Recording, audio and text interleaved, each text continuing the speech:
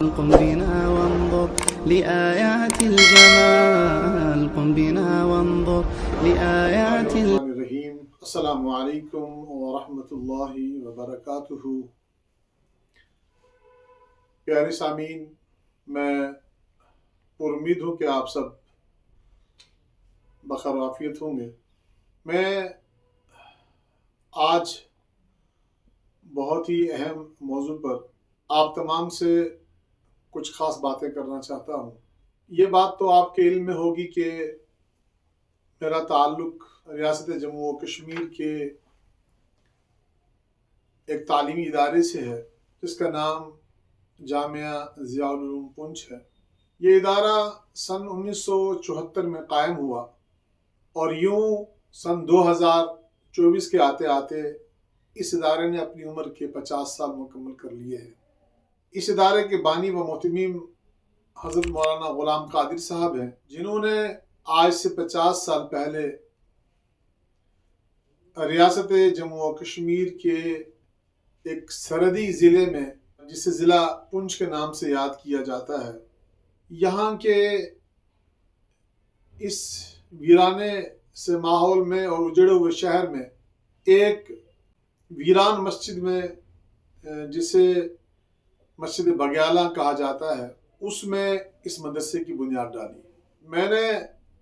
اجڑے ہوئے شہر کا لفظ اس لیے استعمال کیا، سن 1947 میں جب بدقسمتی سے ہمارا ملک تقسیم ہوا اور اس تقسیم کا جو سب سے بدترین اثر پڑا وہ ہمارے اس خطے پر پڑا۔ جغرافیائی اعتبار سے ایک چوتھائی حصہ وہ اس پار چلا گیا، باقی ماندہ حصہ جو ہے وہ جسے ہم آج خطہ پیر پنجال کہتے ہیں اس میں رہ گیا۔ بنیادی طور پر اس خطے کی تاریخ کا مطالعہ کرنے سے یہ بات علم میں آتی ہے کہ یہ ایک مرکزی خطہ تھا، معاشی اعتبار سے بھی، تعلیمی اعتبار سے بھی ایک خوشحال خطہ تھا، مگر چونکہ تقسیم کے وقت جو تقسیم کی تلوار چلی ہے وہ اس خطے کی چھاتی پر چلی ہے، اور یہی وجہ ہے کہ اس خطے میں کوئی گھر ایسا نہیں ہے، کوئی فرد ایسا نہیں ہے جس کا خونی رشتہ اس پار نہ رہ گیا۔ ظاہر سی بات ہے، جب آپ ایک مرکزی علاقے سے ایک سرحدی علاقہ بن جاتے ہیں اور آپ دو ممالک کی سرحد پر واقع ہو جاتے ہیں، اور پھر ایسے ممالک جن کے درمیان تاریخی کشیدگی رہی ہو، ایسے حالات میں جو روزمرہ کی زندگی ہے اس پر جو اثرات پڑتے ہیں، چاہے وہ معاشی اثرات ہوں، چاہے تعلیمی اثرات ہوں، یا چاہے سماجی اثرات ہوں، وہ تمام اثرات اس خطے پر پڑے۔ تقسیم ہند سے پہلے یہاں کے لوگ اس پار کے بڑے شہروں میں اور ادھر دہلی اور یو پی میں دونوں طرف کسب فیض کرنے جاتے تھے، لیکن تقسیم کے بعد وہ سلسلہ یک طرفہ بھی ہو گیا، اور اس خطے کی مرکزی حیثیت کے ختم ہونے کی وجہ سے یہاں سے ایک بڑی علمی برادری نے ہجرت بھی کر ڈالی، اور معاشی طور پر مضبوط لوگوں نے بھی اس خطے کو چھوڑ دیا۔ تو یوں یہ خطہ پسماندگی کا شکار بھی ہو گیا اور ویرانگی کا بھی شکار ہو گیا، اور جغرافیائی اعتبار سے ہماری جو سرمائی راجدھانی ہے جسے جموں کہا جاتا ہے، اس سے یہ لگ بھگ 250 کلومیٹر دور ہے، اور آپ اس بات کا اندازہ کر سکتے ہیں کہ آج سے 50 سال قبل یہ سڑکیں کیسی تھی اور اس وقت کی آمد و رفت کتنی مشکل تھی۔ اس وقت جموں سے پہنچانے کا واحد ذریعہ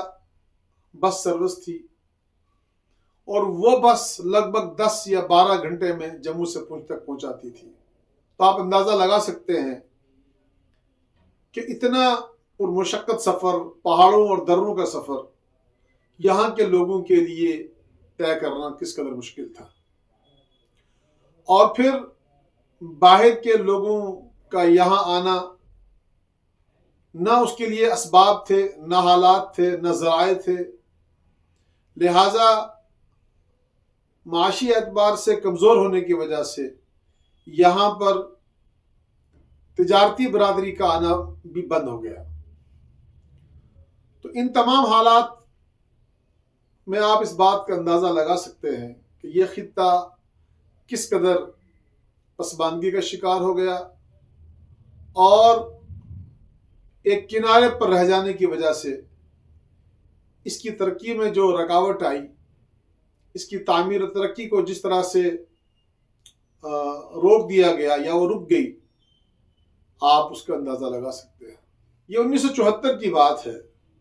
جب یہ شہر بہت چھوٹا ہوتا تھا اور بہت سونا سونا ہوتا تھا اور بہت خاموش سا شہر ہوتا تھا، اور یہاں پر کوئی قابل ذکر معیاری تعلیمی ادارہ نہیں تھا، نہ یہاں کوئی پرائیویٹ اکیڈمی تھی اور نہ یہاں کوئی دینی ادارہ یا مدرسہ تھا۔ جب مولانا غلام قادر صاحب جو اس ادارے کے بانی ہیں اور جن کے حالات زندگی پر بھی آپ سے تفصیلاً بات ہوگی، اور اس ادارے کے حوالے سے بھی وقتاً فوقتاً آئندہ کی گفتگو میں آپ سے بات ہوتی رہے گی،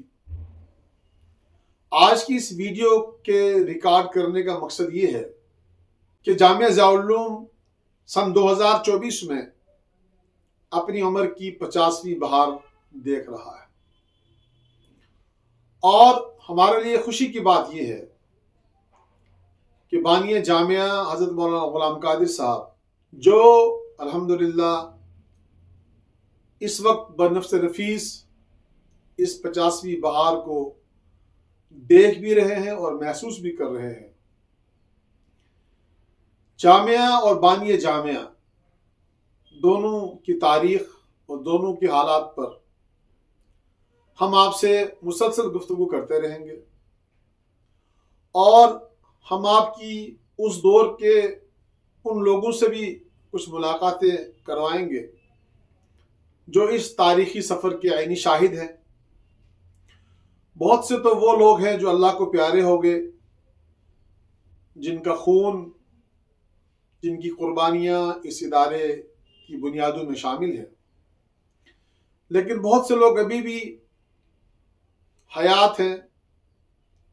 جنہوں نے ضیاء العلوم کو پروان چڑھتے دیکھا ہے، جنہوں نے ضیاء العلوم کی مشکلات کو، اس کے مسائل کو قریب سے دیکھا ہے، جنہوں نے بانی جامعہ کی تکالیف کو، مصائب کو، قربانیوں کو اور جہد مسلسل کو بہت قریب سے دیکھا ہے۔ تو انشاءاللہ تعالی بہت جلد ہم بانی جامعہ اور جامعہ کے احوال و کوائف اور ان کی تاریخ سے آپ کو روشناس کراتے رہیں گے، چونکہ جامعہ کی جو 50 سالہ تقریبات منعقد ہونے جا رہی ہیں، یہ اسی سلسلے کی ایک کڑی ہے کہ جامعہ میں ایک میڈیا سینٹر بھی قائم کیا جا رہا ہے، اور اسی میڈیا سینٹر کے زیر اہتمام آپ کو ہم بہت سی ایسی شخصیات سے ملوائیں گے جو تاریخ جامعہ سے واقف بھی ہیں، جو جامعہ کے اولین شاگرد بھی ہیں، جنہوں نے جامعہ سے استفادہ بھی کیا ہے، چاہے وہ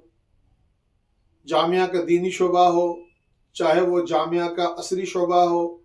چاہے وہ جامعہ کا تعلیم نسواں ہو، ان تمام شعبہ جات میں استفادہ کرنے والے لوگوں سے آپ کی ملاقاتیں ہوں گی۔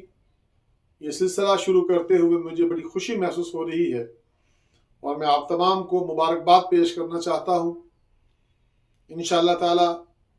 ریاست جموں و کشمیر کا یہ 50 سالہ تاریخی ادارہ اپنے بہترین ماضی کی روشنی میں اپنے مستقبل کے خد و خال واضح کرے گا، اور جو کچھ اس ادارے نے اس خطے میں یہاں کی عوام کو بلا امتیاز رنگ و نسل دیا ہے، وہ چاہے تعلیمی میدان ہو، وہ چاہے سماجی اور فلاحی میدان ہو، وہ چاہے مذہبی رواداری کا معاملہ ہو، وہ چاہے مستحقین کی اور ضرورت مندوں کی معاونت کا مسئلہ ہو، چاہے مساجد کی تعمیرات کا مسئلہ ہو یا مکاتب کے نظام کا مسئلہ ہو، بہت سے ایسے شعبہ جات ہیں جس پر ہم انشاءاللہ تعالی 1 to 1 کر کے روشنی ڈالیں گے اور ان تمام شعبہ جات کا تعارف بھی کروائیں گے، اور بہت سی ایسی شخصیات سے آپ کو ملواتے رہیں گے جو آپ کو بہت سی ایسی باتیں بتائیں گے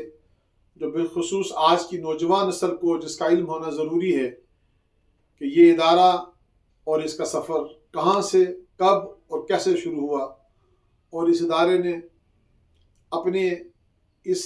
سفر میں کیا کیا مشکلات دیکھی اور کن کن حالات سے نکل کے آج یہ ادارہ قوم کے سامنے کھڑا ہے۔ انشاءاللہ تعالی آپ انتظار کیجئے، بہت جلد ہم یہ سلسلہ شروع کرنے والے ہیں۔ آپ سلامت رہیں، خوش رہیں، بہت بہت شکریہ۔